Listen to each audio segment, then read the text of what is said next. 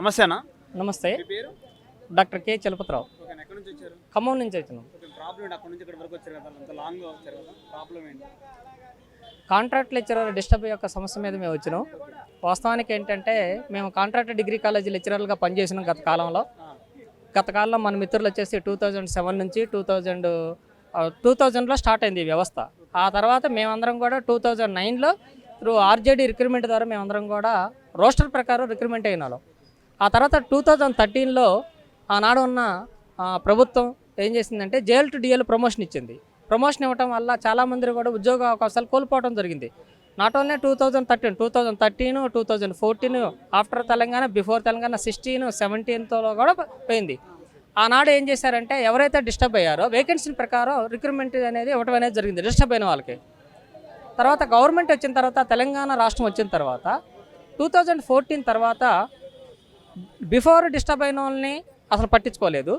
ఆ తర్వాత 2014 తర్వాత డిస్టర్బ్ అయిన వాళ్ళల్లో ఎవరైతే ఉన్నారో వాళ్ళని కూడా పట్టించుకోలేదు, దౌర్భాగ్య పరిస్థితి.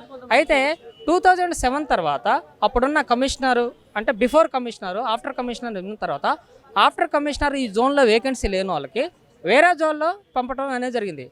ఆ పరిస్థితి అనేది, ఆ పద్ధతి అనేది మా అప్పుడు కూడా అది ఇంప్లిమెంటేషన్ కాలేదు. ఓకే, మీరు అంటే ఉన్న అధికారులను కలిసారా మరి? అప్పుడు ఇలా ప్రాబ్లం జరిగిందని మరి కమిషనర్ దగ్గర కలిసినాము, సంబంధిత ఎడ్యుకేషన్ మినిస్టర్ జగదీశ్వర రెడ్డి గారిని కలిసినాము, ఆ తర్వాత మినిస్టర్ కడియం శ్రీహరి గారిని కలిసినాము, ఆ తర్వాత సీఎం గారికి రిప్రజెంటేషన్ ఇచ్చినాము, ప్రిన్సిపల్ సెక్రటరీ కలిసినాము, అందరిని కలిసినాము.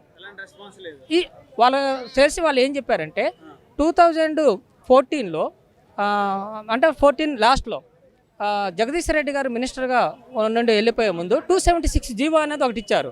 ఎవరైతే డిస్టర్బ్ అయి ఉండారో వాళ్ళందరినీ కూడా రీఎంగేజ్ చేయండి అని ఇవ్వటం అనేది జరిగింది.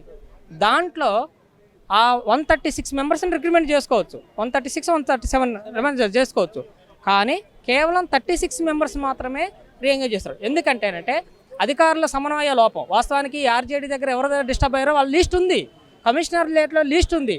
ఎవరైతే ఈ కమిషనర్ రేట్ చుట్టూరు తిరిగారో వాళ్ళ పేర్లే తీసుకొని వాళ్ళే మాత్రమే ఆ 36 మందిని రీఎంగేజ్ చేయడం అనేది జరిగింది. ఆ జీవో వచ్చిన తర్వాత మేము మళ్ళీ కమిషనర్ని కలిసినాము, మళ్ళీ హైయర్ ఎడ్యుకేషన్ చైర్మన్ కలిసినాము, మళ్ళీ ప్రిన్సిపల్ సెక్రటరీని కలిసినాము. కలిసిన తర్వాత నేను జీవో ఇచ్చాను. ఆ జీవోలో ఎంతమంది దాకైనా మీరు డిస్టర్బ్ అయిన వాళ్ళు చేసుకోవచ్చు, నేను ఒక ఫిగర్ వేసాను అని అన్నారు. కానీ గవర్నమెంటు ఎన్నిసార్లు చెప్పినా కూడా మా యొక్క బాధని అర్థం చేసుకోలేదు వాస్తవానికి. ఎందుకంటే మేము డిస్టర్బ్ అయిన వాళ్ళందరూ కూడా వెళ్ళి క్వాలిఫైడ్ లెక్చరర్స్ రెగ్యులర్ చేశారు. ఓకే, మేము ఎందుకంటే వాళ్ళందరూ కష్టపడారు, వాళ్ళు కూడా ఎప్పుడు 6,000 జీతం నుంచి ఇప్పుడు దాకా కష్టపడారు కాబట్టి వాళ్ళు చేయడంలో మంచిదే. కానీ అట్ ద సేమ్ టైం తోటి కొలీగ్స్లు కూడా బయట ఉన్నారుగా క్వాలిఫై క్యాండిడేట్, వాళ్ళు ఎందుకు రీఎంగేజ్ చేయట్లా? వేకెన్సీలు ఉన్నాయి, కానీ ఆ వేకెన్సీలో కాంట్రాక్టులు నియమిస్తే డబ్బులు బడ్జెట్ ఎక్కువైద్దని గెస్ట్ ఫ్యాకల్టీ అనేది తెర మీద తీసుకురావడం అనేది జరిగింది.